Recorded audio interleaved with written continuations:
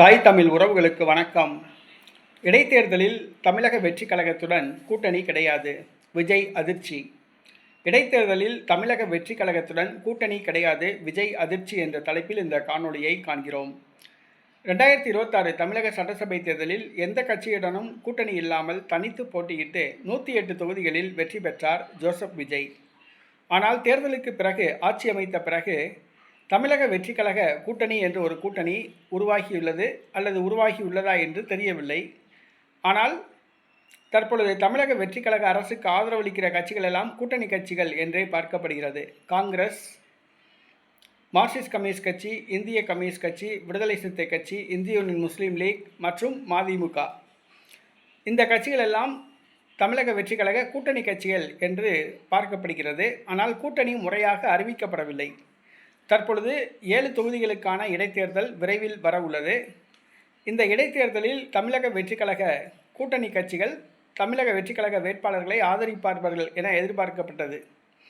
இந்த சூழ்நிலையில் தமிழக வெற்றிக் கழக அரசை பொதுவெளியில் மார்க்சிஸ்ட் கம்யூனிஸ்ட் கட்சி மற்றும் இந்திய கம்யூனிஸ்ட் கட்சி ஆகியவை விமர்சித்து வருகின்றன. கம்யூனிஸ்ட் கட்சிகளுடைய செயல்பாடுகள் குறித்து ரகசியமாக ஆய்வு செய்யுமாறு தலைமைச் செயலாளர் சுற்றறிக்கை விட்டது மார்க்சிஸ்ட் கம்யூனிஸ்ட் கட்சிக்கு கொந்தளிப்பை ஏற்படுத்தியது. தலைமைச் செயலாளரை மாற்ற வேண்டும் என்று போராட்டம் நடத்தும் அளவுக்கு பிரச்சனையை கொண்டு போய் நிறுத்தியது.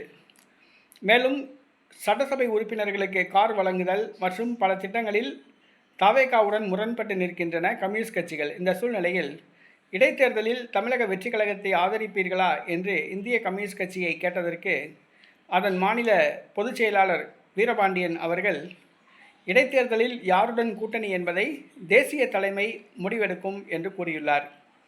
இடைத்தேர்தலில் தமிழக வெற்றிக் கழகத்துடன் கூட்டணியா இல்லையா என்பது பற்றி தேசிய தலைமை முடிவெடுக்கும் என்று கூறியுள்ளார்.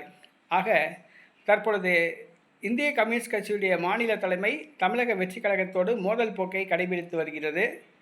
அப்படி இருக்கும் பொழுது தமிழக வெற்றிக் கழகத்தை ஆதரிக்கக்கூடிய ஒரு சூழ்நிலை இல்லை. இடைத்தேர்தலில் கம்யூனிஸ்ட் கட்சி தமிழக வெற்றிக் கழக கூட்டணியை ஆதரிக்காமல் நடுநிலை வைக்கலாம் அல்லது வேறு எந்த கட்சிக்கும் ஆதரவு தெரிவிக்கலாம். ஆனால் தமிழக வெற்றிக் கழக கூட்டணியை, தமிழக வெற்றிக் கழக வேட்பாளர்களை ஆதரிப்பதில்லை என்பது போல் தெரிகிறது. இது விஜய்க்கு மிகப்பெரிய அதிர்ச்சியை கொடுத்துள்ளது. இடைத்தேர்தலில் இந்திய கம்யூனிஸ்ட் கட்சி தவேகா வேட்பாளர்களை ஆதரிக்காது, ஒன்று நடுநிலை வைக்கலாம் அல்லது திமுக கூட்டணிக்கு ஆதரவு தரலாம். இது ஜோசப் விஜய்க்கு மிகப்பெரிய அதிர்ச்சியை கொடுத்துள்ளது. ஆனால் இடைத்தேர்தலுக்கு பிறகு இந்த கம்யூனிஸ்ட் கட்சிகளை கூட்டணியிலிருந்து கலற்றிவிடலாம் என்ற முடிவோடு தான் ஜோசப் விஜயும் உள்ளார் என்பது குறிப்பிடத்தக்கது.